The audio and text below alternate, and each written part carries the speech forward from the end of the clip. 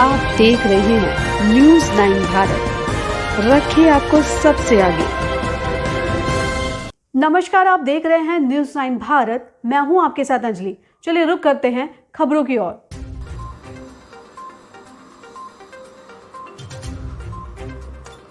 बाबा का जाना देश और संस्कृति और संपूर्ण कला जगत के लिए एक अपूरणीय क्षति है। बाबा एक महात्मा जुझारू व्यक्तित्व के धनी और संपूर्ण कला साधक थे। वह सच्चे राष्ट्रवादी और दूरदर्शी प्रचारक थे। उन्होंने अपने विलक्षण गुणों से देश के कला जगत के परिदृश्य को ही बदल कर रख दिया था। हर कलाकार अपने विचारधारा से ऊपर उठकर उनका मान सम्मान करता था। वह हर सांस्कृतिक संगठन के वंदनीय थे, इसलिए वह कला जगत के लिए अजात शत्रु थे।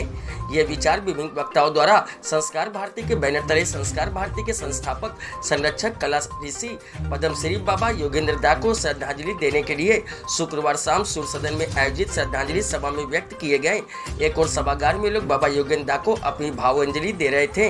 वहीं सभागार के बाहर लगाए गए बाबा के चित्र पर सब उन्हें पुष्पांजलि भी अर्पित कर रहे थे। भारतीय जनता पार्टी के राष्ट्रीय सह संगठन मंत्री शिव प्रकाश ने कहा कि योगेंद्र दा आदर्श प्रचारक की मूर्ति थे। वह अथक परिश्रमी, निरअहंकारी और वितार्की थे। राष्ट्रीय स्वयं सेवक संघ के प्रचारक प्रमुख सुरेश चंद्र मुख्य अतिथि रहे। संस्कार भारती के राष्ट्रीय महामंत्री अश्वनी महेश दलवी ने कहा कि उन्होंने हमको कर्मयोग का प्रत्यक्ष बोध कराया।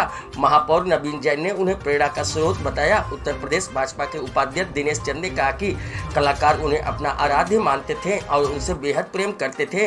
बाकीलाल गौड़ ने रूधे गले से कहा कि वह शून्य से विराट और बीज से वट वृक्ष का दर्शन कराने के साथ ही ध्येय के प्रति स्वयं को आहूत करने वाले महापुरुष थे। डॉक्टर श्री भगवान शर्मा ने कहा कि लोक कला उनके अंतकरण की आवाज थी।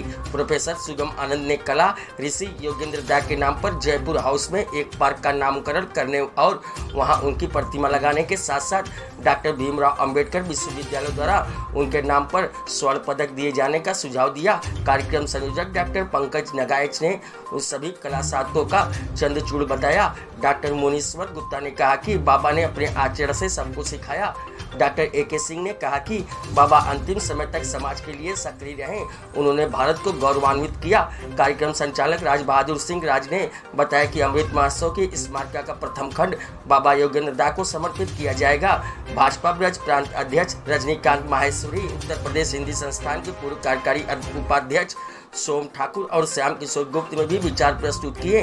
पूर्व राज्य मंत्री चौधरी उदय भान सिंह, दर्जा प्राप्त राज्य मंत्री राकेश गर्ग, उत्तर प्रदेश महिला आयोग की सदस्य निर्मला दीक्षित, मुकेश मिश्रा, अशोक कुलश्रेष्ठ, एस.के. मिश्रा, विश्वेंद्र सिंह, हरिमोहन सिंह कोठिया उपस्थित रहे। संस्कार भारती के प्रांतीय कोषाध्यक्ष आशीष अग्रवाल ने संस्कार भारती सहित विभिन्न सामाजिक सांस्कृतिक संगठनों से प्राप्त हुए श्रद्धांजलि संदेशों का उल्लेख किया। संस्कार भारती के पूर्व अखिल भारतीय साहित्य प्रमुख राज बहादुर सिंह राज ने श्रद्धांजलि सभा का संचालन किया। संस्कार भारती के राष्ट्रीय कोषाध्यक्ष सुभाष अग्रवाल, प्रचारक नंद किशोर, ओम स्वरूप गर्ग, यतेंद्र सोलंकी, प्रखर अवस्थी और डॉक्टर मनोज पचौरी ने विभिन्न व्यवस्थाएं संभाली। डॉक्टर पंकज नगाइच संयोजक और कवि कुमार ललित मीडिया समन्वयक रहे। आगरा से संवाददाता अर्जुन सिंह की रिपोर्ट। जैसे कि आप जानते हैं कि 98 वर्ष की उम्र थी और 98 वर्ष की आयु में आदमी शायद बिस्तर पर लेट जाता है, लेकिन बाबा इतना एक्टिव थे और इतना ज़्यादा उन्होंने अपनी ज़िंदगी में काम करते थे। अभी भी वो गोरखपुर होके आए थे और बहुत ज़्यादा सक्रिय रहते थे। निरंतर वो कलाकारों का, जो भी लोक कलाकार हैं, संगीत कलाकार हैं, चाहे नृत्य के कलाकार हैं, चाहे वो चित्रकार हैं, उनको वो प्रोत्साहन देते रहते थे और हमेशा कोशिश करते थे कि किसी तरीके से कला का क्षेत्र आगे बढ़े और भारत में जितने भी कलाकार हैं वो एक गौरव देश को प्रदान करें और अपने लिए भी एक सफल जीवन का की स्थापना करें। मैं डॉक्टर मनोज कुमार पचौरी, प्रांतीय मंत्री संस्कार भारती। आज हमारे परम श्रद्धेय पद्मश्री बाबा योगेंद्र जी का 10 तारीख को जो गोलोकवास हो गया था, उसके श्रद्धांजलि सभा का आयोजन किया गया है। तो इस सभा में करीब करीब आगरा की सारी जितने भी कला साधक हैं सभी उपस्थित हैं, गणमान्य लोग उपस्थित हैं।